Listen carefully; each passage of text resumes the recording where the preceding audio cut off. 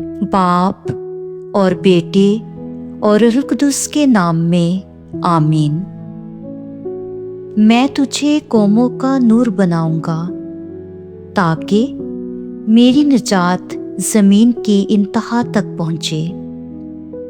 इशाया नबी के सहीफ़ा में से हमारे लिए आज की तिलावत उसका 49वां बाब 3री आयत और 5वीं से 6ठी आयत तक। और उसने मुझसे कहा कि ए इस्राएल, तू मेरा खादिम है जिसमें मेरा जलाल ज़ाहिर होगा। यूं मैंने खुदावंद की निगाह में इज़्ज़त पाई और मेरा खुदा मेरी कुव्वत बना।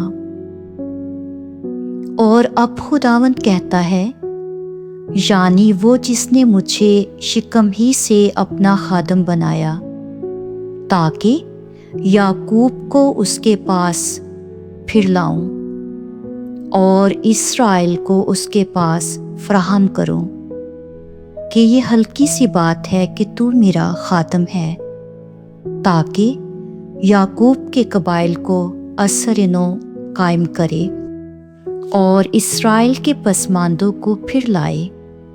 इसलिए मैंने तुझे गैर कौमों का नूर बनाया ताकि तू ज़मीन की इंतहा तक मेरी निजात का बायस हो।